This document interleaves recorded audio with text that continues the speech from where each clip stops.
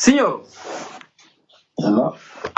Zvataura zvezvo yapamusikana phone akapa akatotaura kuti indinongoshingirira because things will work out later. Hanzi kana ndiri fish ndikatengeserwa bhasikoro ndinongoshingirira hangu.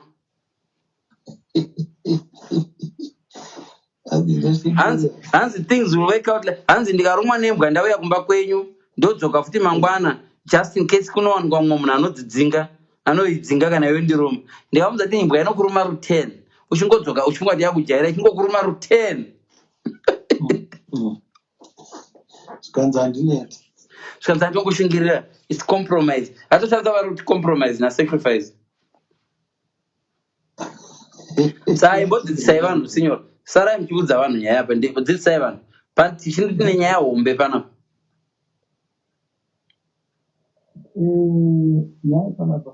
Makure nespeaker matanga ne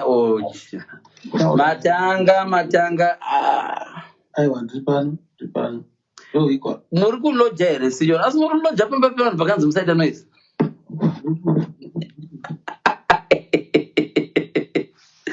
Ko munozopedzera makuzevezera seiko muri kuzevezera muchahwikwi.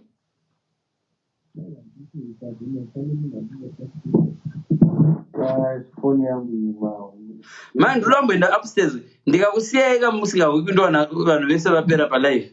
Muri kuhwikwa izvo zvino but after a minute inopera moto. Muri kushandisa parafini? Haiperi moto ndikadzaendirambe ndichitaura like this. So nyaya panapa kadei komuriseko zvibhora panapa zviriseko zvibhora. Ndikawana madzima vanhu vatiza signor ndinomboenda upstairs. Sarai mutaura nevanhu volume musachinja musabvisa pamuromo. Ko zvibhora makadiko zviriseko zvibhora vana zvenyuchi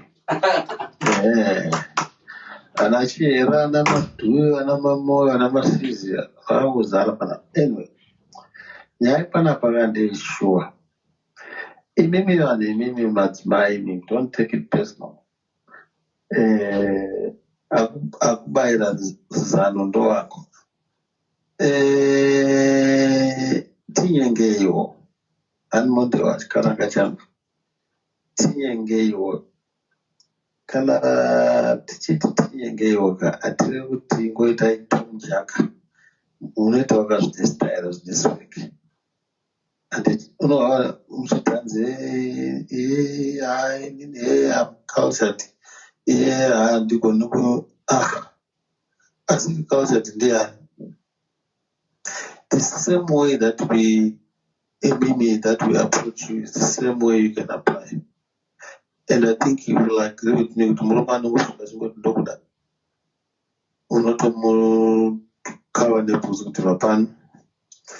I'm not cheap, so no younger, no war. We do the same thing. And doctor, tototenderera totonyepedzera kuti I think ndakambokuona iwewe so what am I saying here? Would it be difficult for you guys to apply the same wisdom, the same nonsense zatinoita isu?